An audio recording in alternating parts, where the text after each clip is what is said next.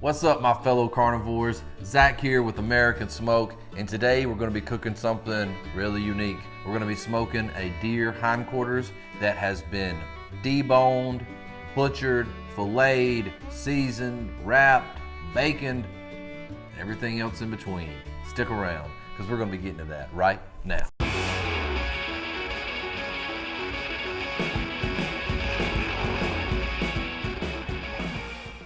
All right, so what we've got here is what's left from the hindquarter that if you watched my how to make deer jerky video, we used the smaller muscles, the more tendinous, the more silver skin covered muscles to make the jerky. And what we have left are the major, larger muscles that I have come in here, cleaned up, butchered, opened up, filleted, and everything else. That way, we've got plenty of layers. Layers upon layers upon layers of delicious deer meat. And the thing about deer meat is that it is incredibly lean. There's not a lot of fat to be had out in the wild. A lot of grass. For some deer, they get more corn than others, but not a lot of fat. And so what you end up with is a very lean product and a very tough product to smoke and have a juicy, tender product at the end of the smoking process. But what we're gonna do today is we're gonna fix that with some marinade and some bacon. And so we're about to get into all that right now. You can see that this has been cleaned up for the most part. I didn't want to put you guys through that process, but basically what you do is you remove most of the tendon or all of the tendon, and you want to remove as much of the silver skin as you can. A lot of this meat is going to be covered in membranes of different sorts. You want to remove as much of that as possible. You can still see a little bit of that left right here. You see that? And you want to get as much of that off of there as possible. And just pretty much every muscle that you encounter is going to be covered in this. And when it gets down to it, a lot of it's going to break down into nothing once the heat hits it. But if you're dealing with silver skin, with what you can see a little bit left over right there, if you're dealing with silver skin, that's not going to break down nearly as much, and it's going to act as a barrier to smoke and a barrier to flavor while you're trying to cook. So you want to get as much of that off there as possible. So what we want to do is we want to go over the entirety of this meat with a light coat of this roasted garlic and herb injectable seasoning from Tony Chachere's, and it's just going to moisten it up and really help the seasoning to stick. You can marinate in this overnight if you like. This meat has already been brined. It was in a saltwater brine for 2 days.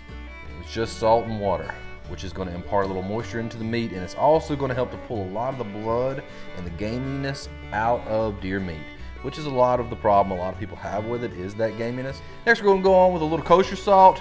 You don't want to be too aggressive with this kosher salt because we are making multiple layers. There's going to be salt in the bacon as well, which is the reason I say don't be too aggressive. Next, we're going to be hitting it up with a little bit of the black pepper. This is a coarse grain, restaurant style black pepper from Tones.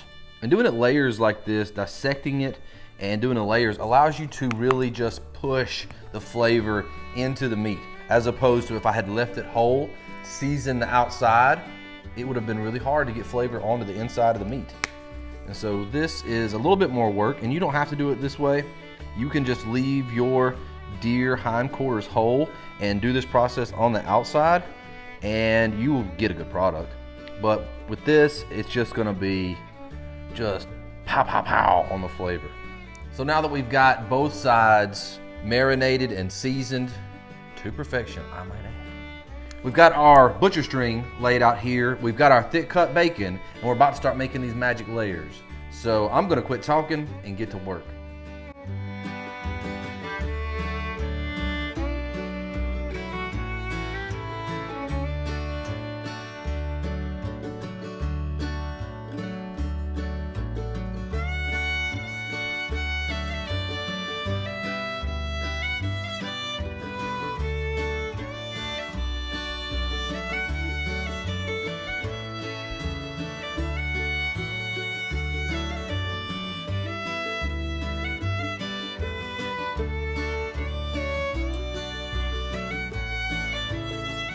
So we've got everything wrapped up nice and tight, seasoned to perfection, baconed. You can see it looks amazing, and as I've said in videos before, if you make it look amazing before you put it in the smoke, It's gonna be phenomenal when you take it out of the smoke. So let's go on out to the smoker and get this thing rolling.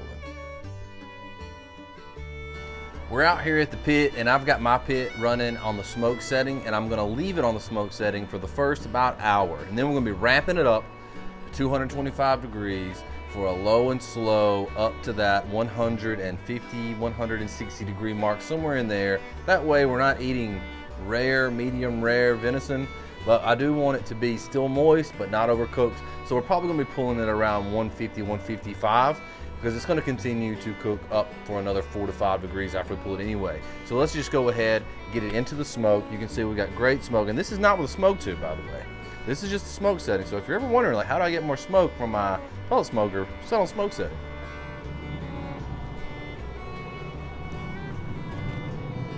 And that it shall remain. I'm probably gonna get some criticism. Y'all can see I have not cleaned my glass the way that I recommend. Everything doesn't go perfect around the holidays. If you don't know that, because you hadn't had holidays with kids yet. But I got kids and I got dirty glass. See y'all in a little bit. All right, so we've been in the smoke for about 3.5 hours now, and now we are going to wrap it up in foil. That way we can steam it and make it tender and lock in the rest of the juice that's inside of our deer meat from either the deer meat itself or from the bacon that we imparted into the layers of deer meat. I went ahead and pulled it and got it out of the foil and got it onto the cutting board, and boy did it turn out beautiful.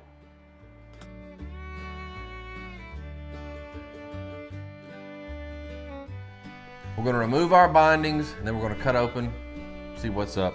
Since we pulled at around 155, I'm assuming that it continued to get up to around that 160 mark, which is where everyone says you sort of wanna be with wild game. Me personally, I don't mind a little bit of pink, but since it is deer meat and some people are a bit squeamish, I went ahead and cooked it to full medium well to well. You have to put this binding on there, 1, because it looks fancy, 2, because it helps it hold its shape. If you have a good recipe for a deer hindquarter on the smoker, make sure to leave that in the comments down below. I'm always looking for ways to do better, and I know that I definitely do not have it all figured out, that's for sure. We're just gonna go straight down the middle here and see what's up all the way down. It's cutting really nice.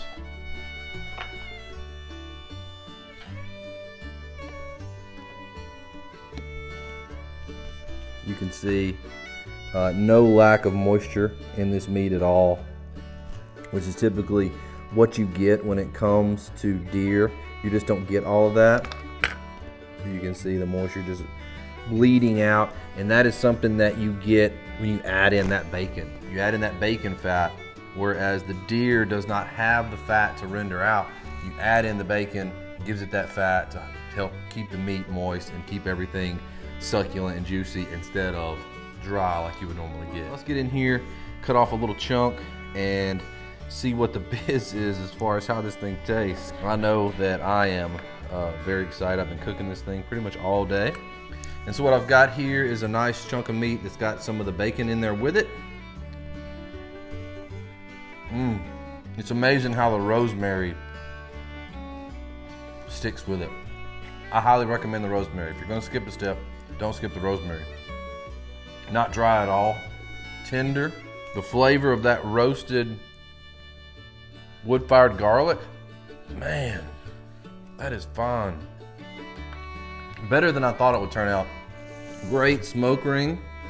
You can see the smoke penetration through that meat. Really came out very good. If y'all have any questions, comments, concerns, hit me up in the comments below. Thank you so much for sticking around till now. Don't forget to hit that like button for me, comment, and if you have any questions or concerns, let me know. I love communicating with y'all. Thank y'all so much. This is Zach with American Smoke, and we'll see y'all in the next video.